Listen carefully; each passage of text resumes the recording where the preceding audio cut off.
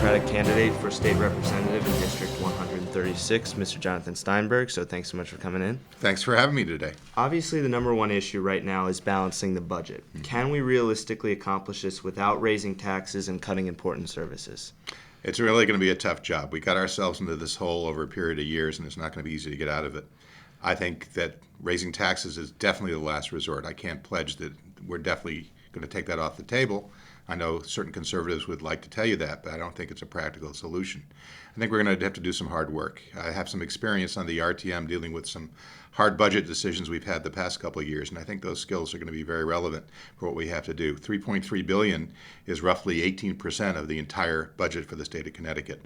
So if we're going to do an effective job, we really have to drill down, ask a lot of hard questions, challenge the assumptions in the status quo, and that means asking every commissioner, every agency director to justify their programs, to explain the ways in which they get results, justify the jobs, justify the expenditures.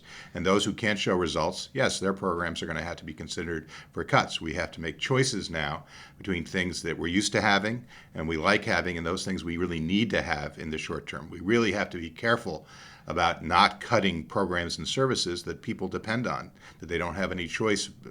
If we hurt people, then we have done it the wrong way. The idea is to make it as painless as we can, even though it's very difficult. And I should add that that's going to require really rolling up your sleeves and doing a lot of hard work and crunching the numbers and asking the right questions.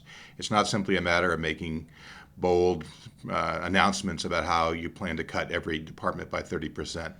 And let the chips fall where they may. I think that's kind of irresponsible, maybe a little dangerous. We don't know the ramifications of some of those choices. I'm prepared to do the hard work to figure out how we can streamline government, make it not only more efficient, but more effective and responsive. And that's harder. It's going to take a little more time. Now, in order to balance the budget last year, the legislators spent Connecticut's rainy day fund. Do you think was this the right decision, given we're in a similar situation, if not a worse position this year? Well, the rainy day fund was intended for this kind of purpose. It's too bad it wasn't larger and it wouldn't have actually lasted over a greater period of time. But whether we spent it last year or we spent it this year or we parsed it out over a number of years, that's not really the issue. We've been living beyond our means. This is a problem in government that has existed over a period of years, and the recession only brought it into higher relief. We had the problem prior to the recession. We had the problem with not paying into our pension funds. We've had problems with borrowing for the future, basically funds we don't have by basically mortgaging the future.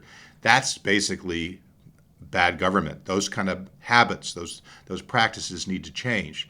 So I think the rainy day fund, unfortunately, is in our rearview mirror, and we have to address the real problems of government. Another option for getting revenue for the state is tolls. What do you think about this? Initially, I was very captured by the idea. I'm concerned by the number of trucks who pass through the state and really aren't doing any business here, but are tearing up our roads, and they don't pay a bit of the price. Since then, though, I've really done a little bit more research. I'm not quite as convinced that tolls are the answer for Connecticut. Yes, there are easy pass systems that make it easier for us to collect tolls without really creating congestion. But apparently we would also jeopardize our eligibility for some federal funds for I-95 if we put tolls on the road. So it's obviously a more complicated question. The most important thing is we don't want to create another tax for Connecticut consumers. It would be a regressive tax in that it would hit everybody. You know, there's some thoughts about could we rebate the tolls they pay to Connecticut taxpayers on their tax returns, but that gets complicated. So let's just say that I'm not in favor of tolls at this point in time, but I think we have to find new ways to generate revenues in the state. So I'm open to good ideas wherever they come from. Now, let's move away from the budget and talk about another issue that's affecting Connecticut in a whole, and that is job creation right now. So why don't you talk a little bit about that? Well, again, this is another example of failed leadership in Hartford. We, along with Michigan, which at least has a good reason for why they've lost jobs, are the only states in the union that have lost jobs over the past decade or so. We have to reverse that, and that's going to require really concerted action by the governor and by the legislature. We've lost a lot of jobs in the insurance industry because those big insurance companies have outsourced much of their back office to the Midwest or other places. So we need to find something that's going to replace the insurance industry in making Connecticut a leader. I believe, as others do, that the energy technology sector and green jobs offer us a tremendous opportunity to be a leader. Why do all the photovoltaic cells and wind turbines have to be made in China or Germany or Sweden? Why can't we be a leader? There are already some germs of R&D development in Connecticut that offer us hope. And I think it's really important to focus on the energy sector because we have some of the highest energy costs in the entire country. We have to find ways to innovate. We have wonderful R&D resources, great universities. Let's leverage those things. Let's create the environment so that startups and small companies will choose to come here, not merely because of some initial incentives, but because it's a good place for their companies to grow and prosper.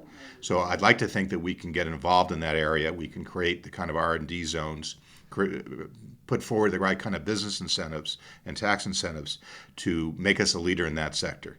But that's going to take time, and it's going to take strategic investment.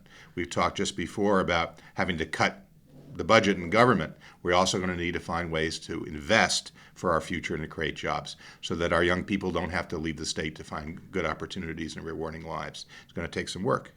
Now, you said a lot of what I was going to ask in the next question, but one thing I've been asking some of the candidates is, in terms of job creation in Connecticut, do we need something like the Researcher Triangle Park in North Carolina, where they kind of took the jobs around the universities, attracted a single type of business, wanted them to come there, gave them tax incentives, this, that, and now they're a thriving business, and that's kind of what you diagrammed in that last I think that's point. a really good model for us. There are a couple of little triangles around the New Haven area that I think Yale was involved with initially, which offer a good model.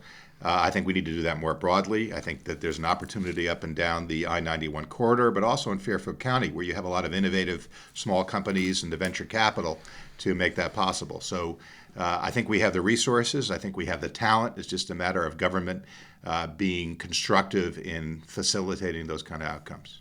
Now, let's talk about some of your other big points, one of which is education. Talk a little bit about that. Well, I'm a product of the Westport schools. I'm a Staples graduate in 1974, and I came back here with my family because I think we have a great system and something that we want to preserve. I've been on the RTM Education Committee for 5 years now. Sometimes I've been a little tough on the Board of Education and the superintendent on the budget because I want to make sure that we're spending our money wisely. Why is that important? Because when I was growing up here, we used to have a referendum every few years where conservatives were trying to cut the budget by $1, $2, $3 million. And I don't want to see that happen again in Westport. I want taxpayers to believe that we're getting great results for our spending here. Beyond that, I recently took a program this summer up in Hartford. It's called the Alternate Routes of Certification to Teach in the Public Schools. It recognizes people with life experience and gives them the opportunity to get the credentials to be certified to teach. So I'm now certified to teach social studies in a school like Staples. Hard to find a social studies job right now.